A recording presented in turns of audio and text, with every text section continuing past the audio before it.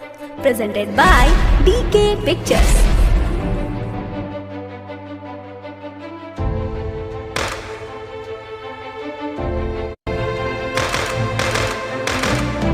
दीपक सिंह छपरहिया।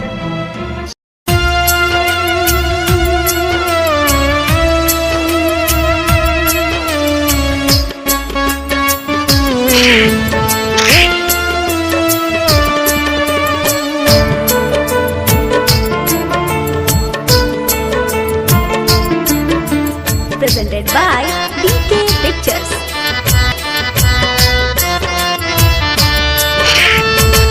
समये नु पहले रहे राजा के फकीर रे, समये नु पहले रहे राजा के फकीर रे।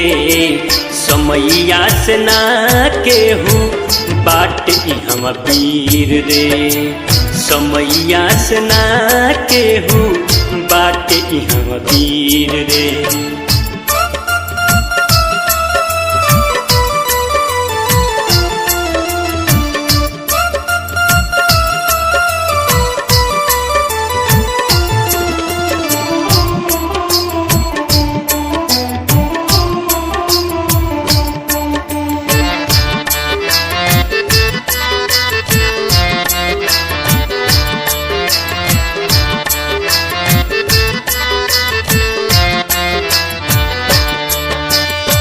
ना इहम वीर केहू ना बलवान रे, समये के आगे झुकल रहल भगवान रे।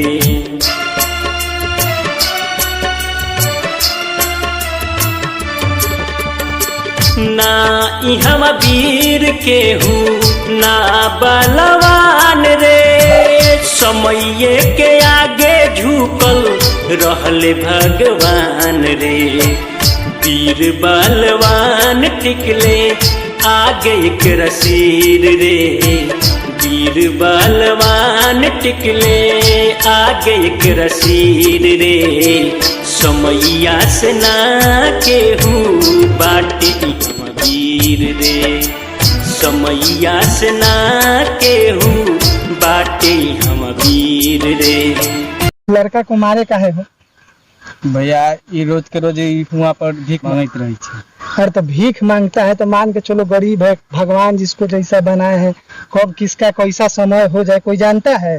नहीं जानते हैं। मान के चलो उस जगह पे तुम ही रहते हो, तुमको कोई लात मारता तब?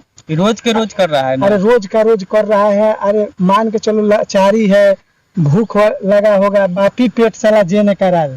कोई भी आदमी गरीब रहता है, एक दिन नहीं होता है, रोज के रोज इसको नाटक है। तो ठीक है, अरे नहीं पैसा देना है मत दो, लेकिन गरीब का मदद करना चाहिए। नहीं देना है तो मन दो, लेकिन उसको धक्का मार के गिराया क्यों?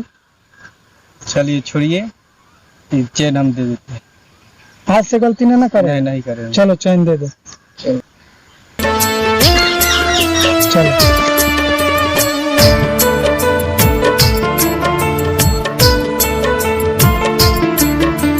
Presented by DK Pictures.